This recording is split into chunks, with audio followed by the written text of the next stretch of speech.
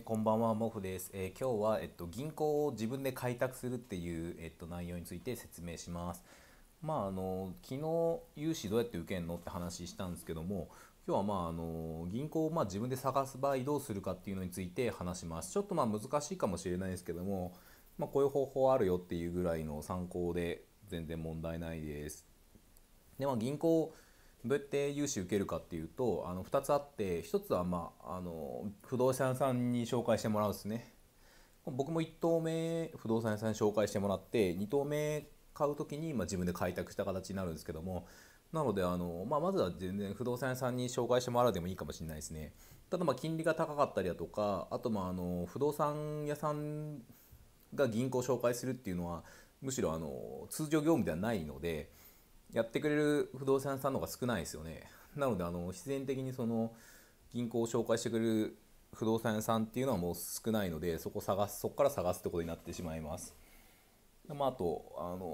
落町とかでもなんか駿河で借りた女たちみたいなよくわかんないの出てましたよね。私は属性高いのに4.5% で借りるなんて何なのみたいなあの動画見た方がいいですよ。結構面白くてなんか融資に私は融資に携わっててプロフェッショナルなのみたいなことを言ってたんですけど、女性の人が、それなのに4.5%で借りるんだふーんみたいなやったらプライドが高いような人ですね、片側の人が。すげえ記憶に残ってるんですけども、なので不動産屋さんに紹介されて、金利とかが納得いくものであれば全然それはそれで借りてもいいかもしれないですね。でもう一個自分で開拓するってやつは、これ、不動産投資家はこっちでやる場合も多いし、こっちで使う場合もあるんですよ。こっちでもいい銀行を選んでくれる業者さんいるんで、その場合はこっち使ってもいいですけども、なのでその場合は、その物件見たらこの物件はどこの銀行が融資するかとかっていうのをなんとなく、察しがつくレベルまでいけばいいですけれども、そうでない場合は、手当たり次第電話して開拓すると。で結構経営者としての知識が求められるので、いきなり行くのは難しいかもしれないけど、やっぱでも1投目から銀行を自分で開拓しているような、なこさんとかですね、紹介してもらったりとか、いるんで、そういう石渡さんも税理士さんに紹介してもらったってなんか書いてあったような気がするんですけども、そういう自分で開拓することができると。なのでどっちやってもいいですと。今日はこっちについて話します。で、銀行のその融資を受けるための要素は昨日の動画見てもらえればいいんですけども、銀行、どういう銀行ですか、エリアが重要なので、物件のエリアと自分が住んでいるエリアですね。で、担当者は紹介してもらった方がいいですね。でも紹介してもらわなければ飛び込みで電話かけてもいいですね。あと自分の属性と事業性と資産と人間性と、これ人間じゃないってなんか突っ込まれたんですけども、確かにペンギン性ですね、これは。で事前にやっぱ開拓する場合は勉強が必要ですし、実際に物件がないと銀行も検討できないので、買ってもいいと思ってる物件をまず持っていかなきゃいけないですと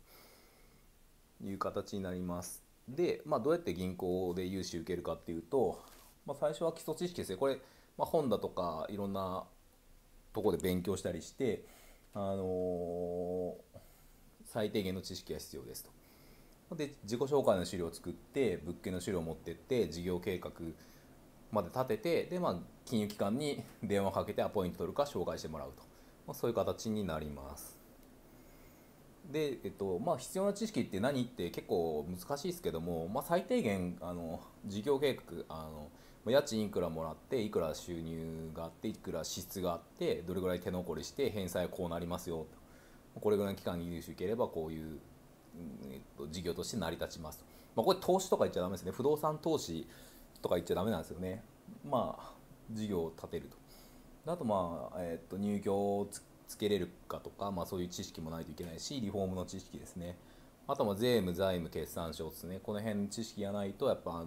銀行は決算書見たりするんで、決算書ボロボロだったりして、これどういうことですかって言われてよく分かりませんっていうのはちょっと難しいかもしれないですね。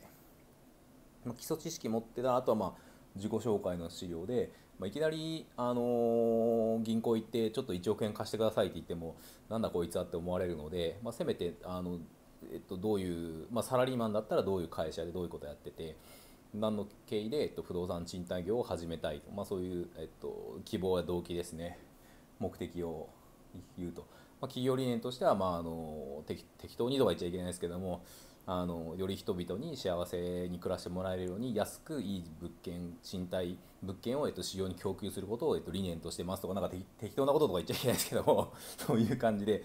なんでやりたいかっていうのはいいんですよね。自分の場合経営が学びたかったとか、その経営者としてスキルを上げたかった、そういった方が来てたんですけども、あと過去の実績、サラリーマンとしての業績でもいいですし、スキルがアピールできればいいと。なのでいきなり行って1億円貸してっていうんじゃなくて、私はこういう人間で、面接に近いですよね。人間性、自分どういう人かっていうのは分かってもらわなきゃいけない。そこでいい印象を得られた方が、銀行員さんもこの人に投資するっていうか融資するっていう面も結構あるので、仲良くなるのはいいことですよね。セリさんとかマジックでコミュニケーション取るっていきなり花出したりなんかせんべい出したりするらしいですね、こうやってそれで円滑に行かれて、それが買う秘訣というかおっしゃってましたね。で、事業計画立てましょうっていうことで、収益計算ですねとかキャッシュフローを計算したりとかしないといけないと。で、賃貸需要も、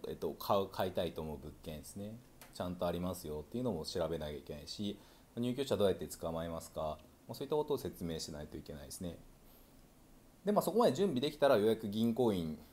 に、連絡取りますと。なので逆に事業計画もなくてちょっと欲しいんですけどもちょっと貸してくださいって言っても絶対貸してくんないんで、ここまで準備ですね、しっかり準備をして、あの、投資って言葉は銀行語発って投資にはお金融資できないけど、事業としては融資受けることができるんで、それが不動産のいいところですね。不動産賃貸業として融資をしてくださいっていう形でいけばいいですよね。で、銀行にアポイント取るのは、なかなか行けないと思うので、昼休みに、電話かけて、こういう物件があってどこどこに、こういう物件があって、購入して不動産賃貸業で融資を受けたいんですけれども、御行でお借り入れすることは可能でしょうかみたいな形で言って、でじゃあ営業の何々につなぎますとかいろんな言われるんで、そこからアポを取ると。で、例えばサラリーマンには貸していませんよとかって言われるかもしれないですけども、それは当然ですよね。飛び込みでいきなり1億貸してって言って貸してくれるとこなんかないんで、ただそれで諦めずに、電話いろんなとこかけていって、ローリングですね、ローラー作戦していいとこ探すと。それぐらいみんなやってますね、不動産投資家の人たちは。最初からですね。結構地道ですよね、最初は。で、昼休みに、23個に電話かけていってローラーして、融資してくれそうなところを見つけると。であとはもう手っ取り早いのは不動産投資家とか、モフさん頑張ってるからじゃあ紹介してあげるよみたいなことを言われてくれる人もいるんで、そういう人と見つけて応援してくれる人、あとは僕自身もそうなんですけど、税理士さんから紹介って強いですね。ブログに銀行員さんが僕書いてくれたんですけども、なんか事業に銀行員さん弱いって言ってるんで、その辺うまくつくといいかもしれないですね。自分もキャバクラのテナントビル買ったのは銀行員さんから紹介してくれた高校の担当者だったんで、むちゃくちゃ優秀な担当者紹介していただいたので、そういったおかげもありますよね。だから税理士さんとか投資家、そういうつてがなければもう自分で開拓すると。でこっちも、すぐには難しいけど、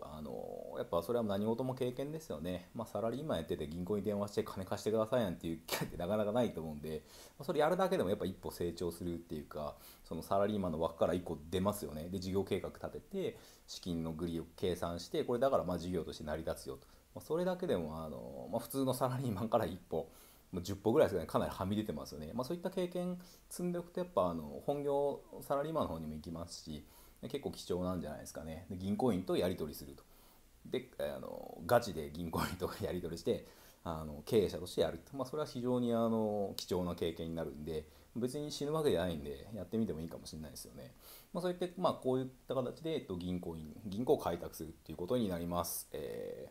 今日は、以上です。チャンネル登録、高評価してもらえると嬉しいです。コメントお待ちしてます。あと、LINE アットと Twitter ですね。Twitter で最近よくつぶやいているんで、Twitter 登録してもらうと、変な話いっぱいしてます。どうもありがとうございました。